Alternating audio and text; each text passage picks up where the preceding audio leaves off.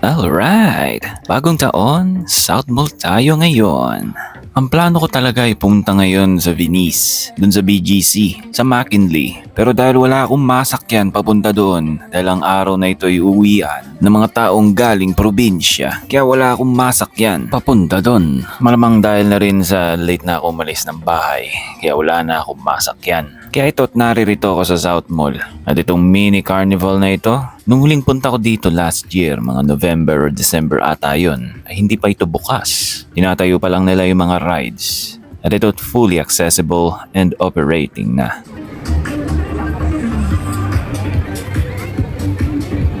Hindi ako sigurado pero parang mga hapon na ata nagbubukas ito. Yung mga pala alas 6 na. Kasi syempre kung magbubukas ito ng tanghali, abay, grabe naman yun. Open area ito eh. Ang init nun.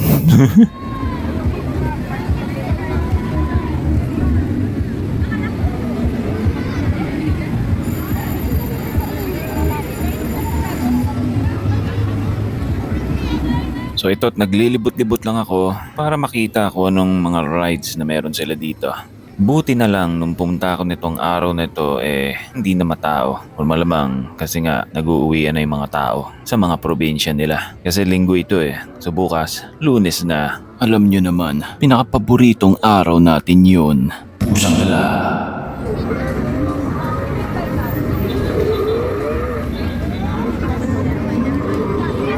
So halos lahat ata ng rides dito puro pambata lang. At yun namang mga games pwedeng pang matanda at pambata. Bumper cars, bumper boats, mini Ferris wheel, mini. Puro mini. Kaya't pambata lang talaga. Hindi ko na sure kung pwede sa mga petite or mga bantam chicken.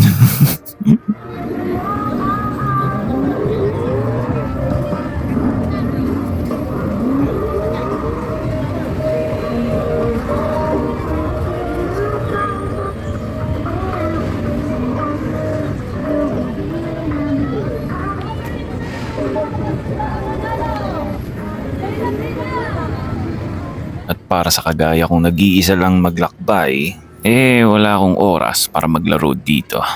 So all I can do is to watch, listen, look, and listen, and learn. Ano?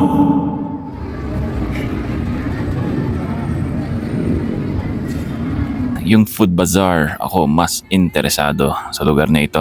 Kaso ngayong gabi, ang onti lang nila. Maraming mga bakante. Sayang naman. Malamang noong December, puno ito.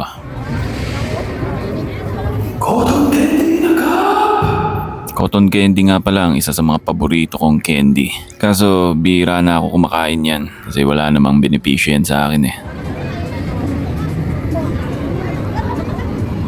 So yun nga, almost all rides here ay mini versions. Pambata lang. Ito yung ticket booth. At yun yung mga presyo. Kaso hindi ko nakuhanan ng kumpleto kasi may mga nakaharang. So next time na lang. Kung may next time pa.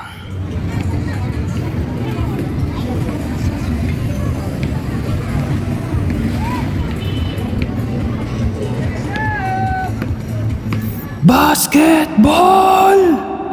Hindi ako naglalaro ng basketball!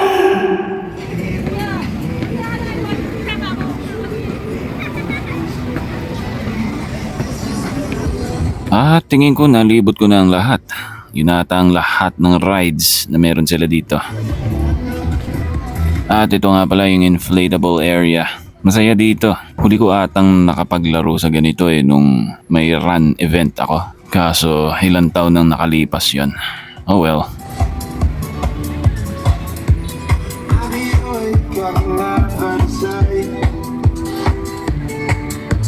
So yeah, I guess that's all we got here. That's all we got in this video. Until next time. Let's see. Saan naman ako mapapadpad next time.